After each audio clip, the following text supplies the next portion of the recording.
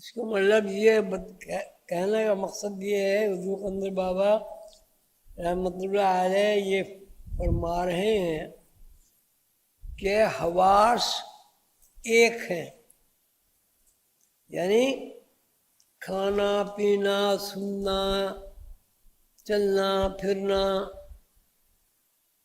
مارنا، چوٹ کھانا، گرمی سردی کا احساس، یہ ایک حواس ہے۔ لیکن یہ حواس دو طرح کام کرتے ہیں۔ وہ کس طرح؟ ایک وہ جسمانی اعضاء کو اپنا مرکب یا اپنا سواری بنا کر یہ کام کرتا ہے۔ مثلا ایک آدمی کو بھوک لگی، ایک دوسرے آدمی کو پیاس لگی، جب وہ ہم بیدار ہوں گے تو یہ اس کا اطلاق یا اس کی تحریک ہمارے جسم کے اوپر ہوگی۔ مثلا ہمیں بھوک لگی،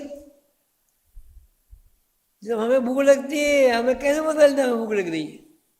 مثلا ایک آدمی کو بھوک لگی اور اس کو روٹی نہیں ملی تو دماغ تو اسے انفارمیشن دے رہا ہے کہ تمہیں کچھ کھانا چاہیے، ضرورت ہے، لیکن اس کے اثرات کہاں مرتب ہوئے ہیں؟ جو پر ہوئے۔ اس کا مطلب یہ ہوا کہ لمحات کا باطن یا شعور ایک رنگ ہے۔ ایک رنگ کا مطلب یہ کہ اس میں رنگینی نہیں ہے۔ مثلا آدمی کو بھوک لگی، بس بھوک لگی، اب یہ نہیں، اس میں رنگ نہیں بھرا گیا، رنگ اس وقت بھرا جائے گا جب بھوک لگنے کے تقاضے کو کس طرح پورا کیا جائے۔ گاجر کھا کے پورا کیا جائے، مولی کھا کے پورا کیا جائے، مرغی کھا کے پورا کیا جائے، دال کھا کے پورا کیا جائے، وغیرہ وغیرہ۔ اب پیاس لگی، یہ ایک رنگ ہے، ایک تقاضا ہے اس بات سے متعلق کہ جسم کو سیرابی کی ضرورت ہے۔ یہ ایک انفارمیشن ہے کہ اب اس وقت جسم کو سیرابی کی ضرورت ہے۔ اب سیرابی، اب گرمی میں سیرابی پانی سے ہوتی ہے، برف سے ہوتی ہے، لسی سے ہوتی ہے،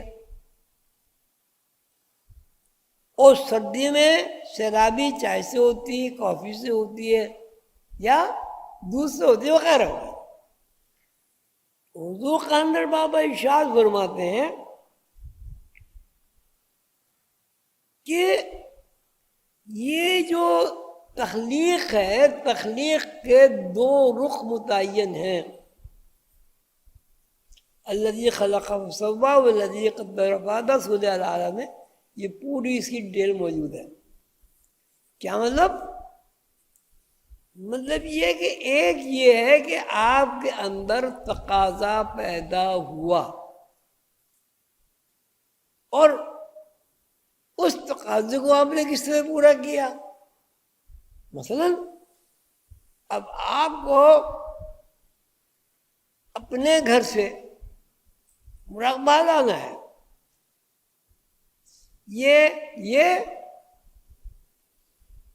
کتنے رنگ ہیں؟ ایک رنگ۔ اب کس طرح مراقبہ جانا ہے؟ بس میں جانا ہے، ٹیکسی میں جانا ہے، گاڑی میں جانا ہے، پیدل جانا ہے، تانگے میں جانا، سائیکل پہ جانا۔ اب چونکہ ایک رنگ سے نکل کر جب آپ دوسرا رنگ اختیار کریں گے تو وہ ایک رنگ ایک نہیں رہے گا، دو ہو جائیں گے۔ دو کا مطلب ہے کہ اب اس میں رنگینی پیدا ہو گئی۔ دو بھی ہو سکتے ہیں، 10 بھی ہو سکتے ہیں، 20 بھی ہو سکتے ہیں، 50 بھی ہو سکتے ہیں، اور دو بھی ہو سکتے ہیں۔ یعنی رخ جو دو رخ جو بنے، ایک رخ مفرد ہے بھوک، بس بھوک، یعنی جس میں انسانی کے اندر اس بات کا تقاضا پیدا ہوا کہ کچھ کھانا چاہیے، یہ نہیں ہے کیا کھانا چاہیے۔ اب یہ بھوک چونکہ ایک جذبہ ہے، اسی لیے اسے یک رنگ کہا جائے۔ اب بھوک کو کس طرح رفع کیا جائے؟ سوس کھا کے، روٹی کھا کے، چاول کھا کے، بے شمار اللہ کی نعمتیں، وہ کھا کے کس طرح اس تقاضے کو پورا کیا جائے؟ اس کا مطلب ہے یک رنگ میں بے شمار رنگ پیدا ہو گئے، اور ان بے شمار رنگوں کو آپ بجائے اس کی 1 2 4 10 20 کے اس کو پورے رنگ اس طرح ہو گئے، یعنی بھوک کے رفع کرنے کے لیے جو وسائل موجود ہیں، ان وسائل میں کتنے وسائل استعمال کریں اور ان وسائل کو کس طرح استعمال کریں۔ یہ بھوک کا تقاضا انفرادی ہے، بھوک کی تکمیل اجتماعی ہے۔ ایک آدمی کو جب انفرادی بھوک لگے گی تو ذہن میں یہ آئے گا کہ کچھ کھانا ہے، بس سب کو یہ خیال آئے گا۔ لاشعور میں یہ بات آئے گی کہ جسم ٹوٹ رہا ہے، کمزور ہو رہا ہے، دوائیں آ رہی ہیں، چلا نہیں جا رہا، ٹانگیں کب کب آ رہی ہیں، بھوک ایسا لگتا ہے کچھ کھانا چاہیے۔ یہ انفرادی ہوا اجتماعی ہوا؟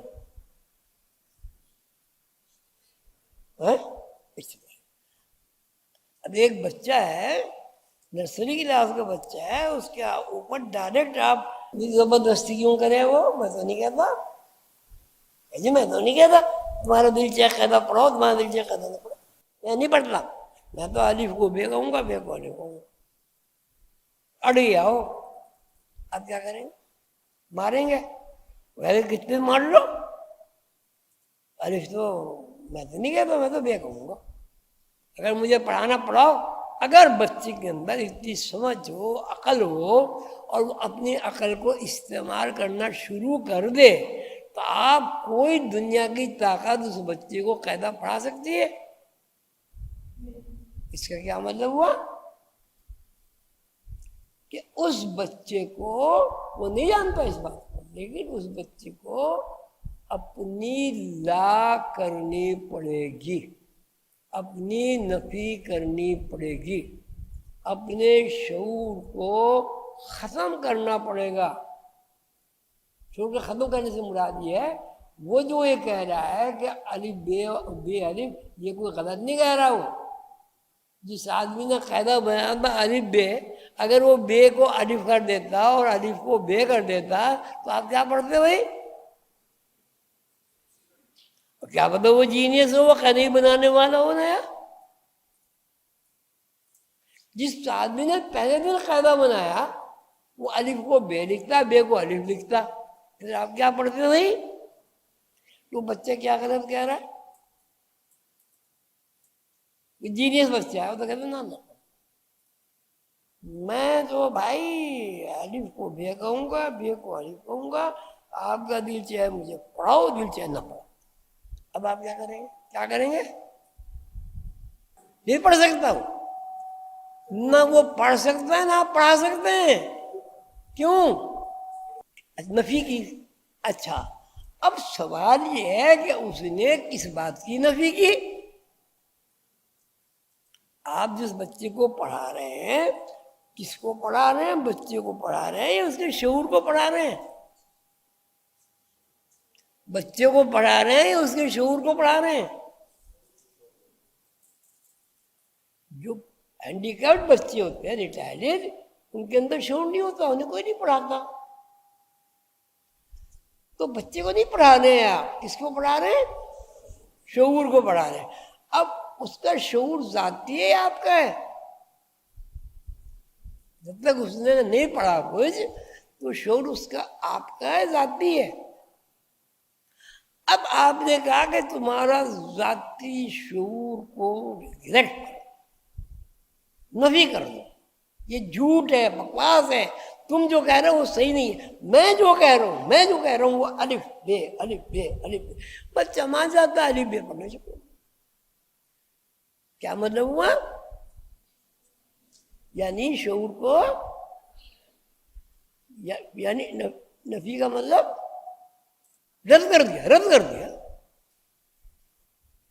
کوئی بچہ کہے کہ الف بے، وہ کہتے ہیں بے کو الف کہوں گا یوں، اب بے کو آپ یوں ہے نا، یوں نہیں کریں، یوں کریں، اب اس کو یوں کر دیں الف ہو گیا، اور اس کو بے الف کو یوں کر دیں یہ بے ہو گئی ہے۔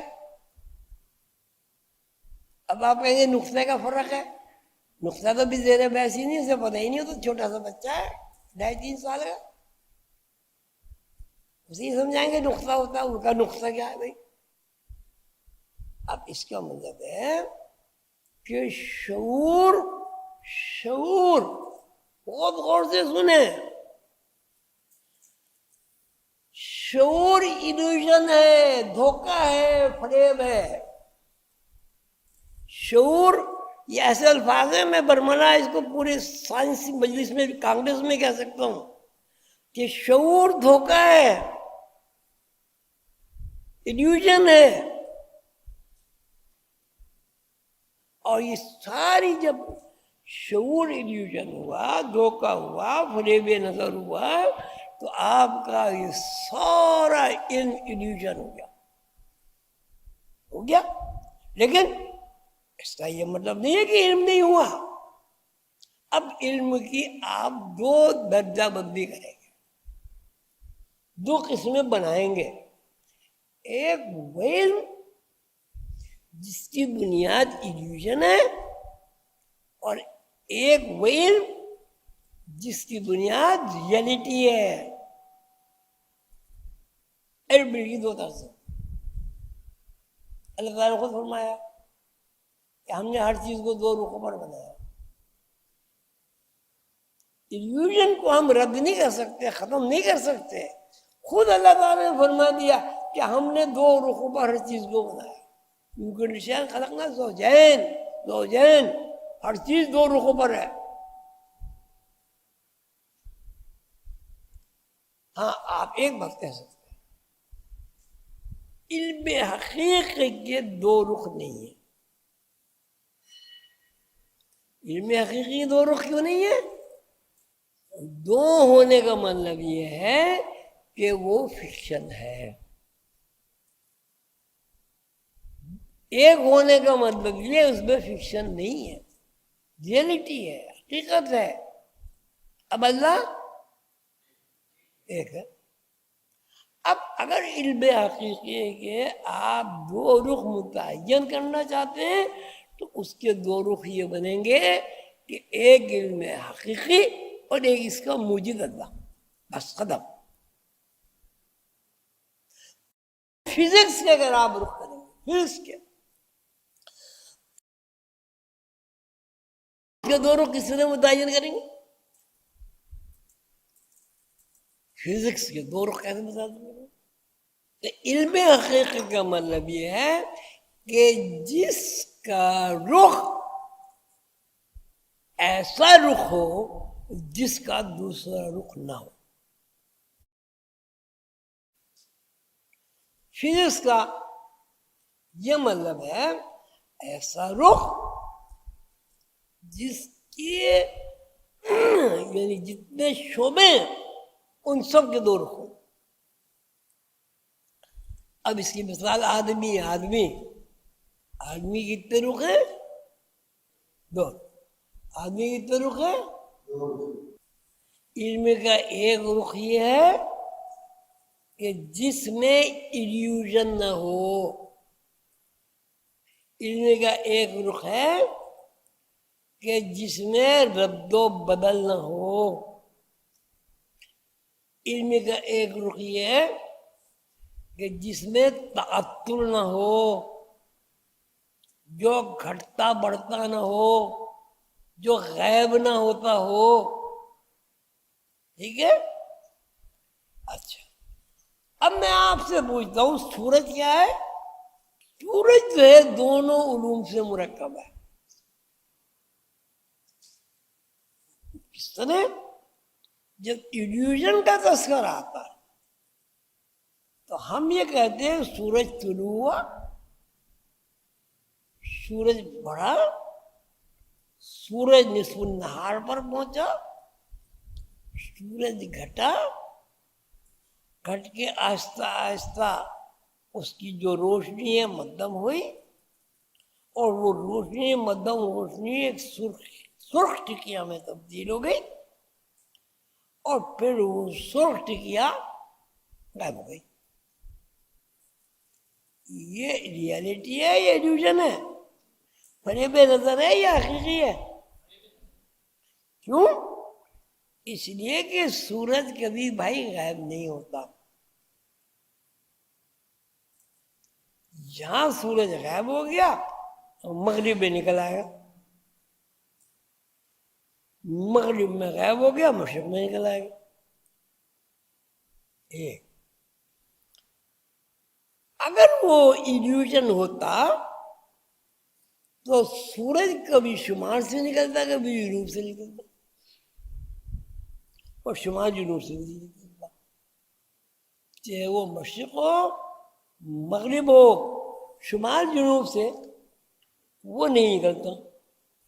تو اس کا مطلب ہے اب دو علوم ہوئے، ایک ریئل علم ہوا اور ایک ایلیوژن علم ہوا، فریب نظر کا علم ہوا. اب سورج دو علوم پہ ہمیں نظر آتا ہے. ایک سورج کی ماہیت، ماہیت کو بھی ہم ایلیوژن نہیں کہیں گے، اس لیے وہ بھی رد و بدل ہوتا رہتا ہے. رد و بدل میں کبھی سورج ٹھنڈا ہو جاتا ہے، کبھی گرم ہو جاتا ہے، کبھی نصف النہار پر ہوتا ہے. تو مطلب یہ کبھی اتنا روشن ہوتا ہے کہ آدمی اس میں کھڑا نہیں ہو سکتا، کبھی بادل اس کے اوپر سایہ ڈال دیتے ہیں تو اندھیرا ہو جاتا. یہ کیا ہوا؟ یہ ایلیوژن ہوا. لیکن پھر واقع جو سورج ہے وہ اس کی ریئلٹی ہے کہ سورج موجود ہے. سورج نہ گھٹتا ہے نہ بڑھتا ہے، سورج ہے. زمین کی گردش سورج کو گھٹانے بڑھانے کا کردار ادا کرتی ہے. زمین ایک گلوب ہے جو مستقل چل رہا ہے، دو اس کی حرکتیں، ایک محوری حرکت ایک ستاری حرکت. کبھی زمین اس کے سامنے آ جاتی ہے، پوری طرح راہ ہو جاتی ہے، وہ دوسری جگہ نکل جاتی ہے. یہ ہے. لیکن پھر واقع سورج جو ہے وہ سورج اب لگے روشنی، سورج میں روشنی ہے ہی نہیں، وہ پھر الگ ہے. اس کا قانون ہے کہ سورج میں روشنی ہے کہاں سے آ گئی، دھوپ کہاں سے آ گئی، اتنی تپش کہاں سے آ گئی، بات تبدیل ہو جائے گی. مطلب کہ دو علوم ہیں، ایک ریئل، اس کو ریئلٹی کہتے ہیں، اور دوسرا فکشن. یہ ہماری جو پیدائش ہے، پیدائش، جوانی، گھٹنا، بڑھنا، بڑھاپا، یہ وہ، یہ سب کیا ہے؟ فکشن. لیکن ہماری زندگی کیا ہے؟ یہ ریئلٹی ہے فکشن ہے. روح رہتی ہے اور روح کبھی نہیں مرتی، نہ مری نہ مرے گی. وہ پھر الگ ایک قانون ہے جو ختم ہوگی. صاحب تو علوم کی دو قسمیں ہوئی، ایک ریئلٹی ہو گئی اور ایک فکشن. اب فکشن کا مطلب آپ ہرگز یہ نہ لیں کہ فکشن علم نہیں ہے. یہ اللہ کا نظام ہے، اللہ نے ہی بنایا ہے، یہ اللہ تعالیٰ نے قانون بنا دیا، من کل شیء خلقنا زوجین، کہ ہم نے کائنات میں کسی بھی شے کو ایک رخ پر پیدا نہیں کیا، دو رخ پر پیدا، ایک رخ ایک قسم کا فریب نظر ہے، ایک رخ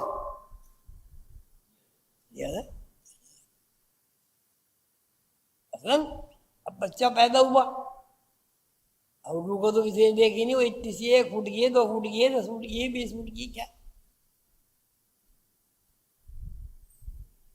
اب وہ 5-6 فٹ کا ہو جاتا ہے، جب پیدا ہوتا ہے تو کتنا بارش کا ہوتا ہے؟ 2 بارش کا ہوتا ہے، پھر جب مر جاتا ہے اب اسے قبر میں اتار دے نہ اتار دے ایسے چھوڑ دے پانی بن جائے گا، کیڑے مکوڑے کھائیں نہ کھائیں، پیرا بٹھا دیں تو کوئی چیز نہیں اس کو چھوئے گی، لیکن کچھ عرصے کے بعد لاش کہاں چلی جائے گی؟ پانی بن جائے گا۔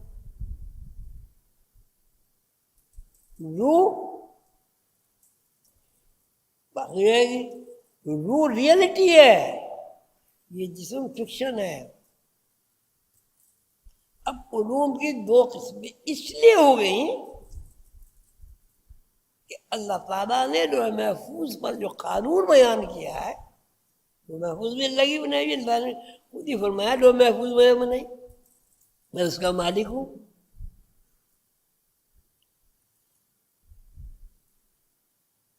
کہ اللہ تعالیٰ کے علوم 2 طرح اللہ تعالیٰ کے حکم سے، نظام سے 2 طرح ظاہر ہوئے، ایک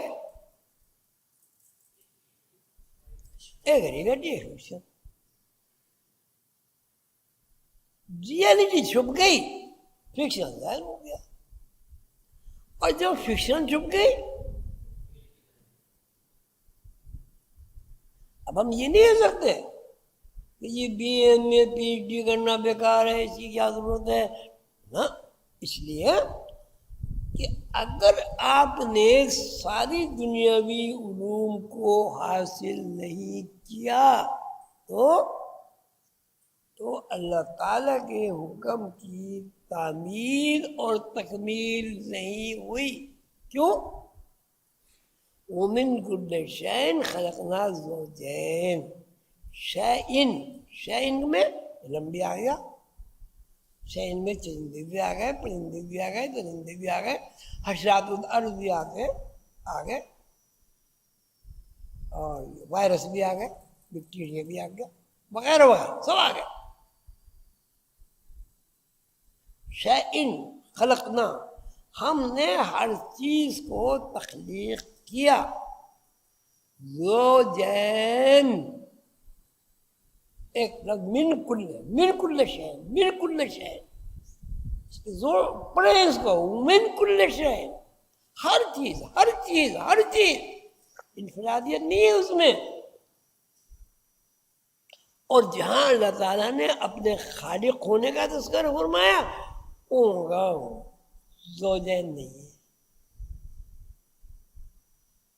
اللہ تعالیٰ نے اپنے نام میں، اپنی صفات میں کہیں بھی زوج کا لفظ استعمال ہی نہیں کیا، ہے نہیں۔ اب قرآن میں کیا ہے کہ نہ اس کا کوئی باپ ہے، نہ اس کا کوئی بیٹا ہے، نہ وہ کسی کا باپ ہے، نہ وہ 2 ہے، نہ وہ کثرت ہے، نہ اس کا کوئی خاندان ہے، نہ وہ نیاز مند ہے۔ نیاز مند ہونے کا کیا مطلب ہوا؟ نہ اسے بھوک لگتی ہے، نہ اسے کپڑے کی احتیاج ہے، کچھ بھی ضرورت ہی نہیں۔ اب سے مطلب 2 رخ متعین ہو گئے، ایک رخ جو محتاج ہے، ذی احتیاج ہے، پابند ہے، مجبور ہے، ایک رخ جو ذی احتیاج نہیں ہے، اللہ الصمد، اللہ الصمد، اللہ ذی احتیاج نہیں ہے نہ ہو، لا تاخذو سنۃ ولا نوم، اللہ کو نہ نیند آتی ہے، نہ بھوک لگتی ہے، نہ سوتا ہے، نہ جاگتا ہے، نہ اس کے بچے، لم یلد ولم یولد، نہ اس کا نہ کوئی اولاد بھی نہیں ہے، وہ کسی کا باپ بھی نہیں ہے، وہ کسی کی بھی اولاد نہیں ہے۔ حضرت عیسیٰ علیہ السلام کو لوگوں نے اللہ کی اولاد کا، اللہ نے نفی کر دی اس کی، نہ ایسا نہیں ہے۔ اس کے مطلب دو علوم ہوئے، ایک علم مرکب ہے اور ایک علم حقیقی ہے۔ جہاں حقیقی علم آتا ہے وہ اللہ تعالیٰ کے لیے بولا جاتا ہے، اللہ تعالیٰ کے علوم کے لیے بولا جاتا ہے، اس میں رد و بدل نہیں ہوتا۔ فَلَن تَجِدَ لِسُنَّتِ اللَّهِ تَبْدِيلًا وَلَن تَجِدَ لِسُنَّتِ اللَّهِ تَحْوِيلًا۔ اللہ کا شعار ہے، اللہ کی عادت ہے، اللہ کا مزاج ہے، اللہ کا نظام ہے، اللہ کا ایک پروگرام ہے کہ اس میں تبدیلی نہیں ہوتی، اس میں تغیر نہیں ہوتا۔ لا تبدیل لخلق اللہ، جس طرح اللہ نے کائنات کو بنا دیا اب اس میں کوئی بندہ اس میں رد و بدل نہیں کر سکتا۔ تو دو علوم ہوئے، ایک ریئل، ایک فکشن۔ کا مطلب کیا ہوا؟ جس میں انسان کا شعور کا فرما ہو۔ اور ریئل علم کیا ہوا؟ جس میں انسان کی روشنی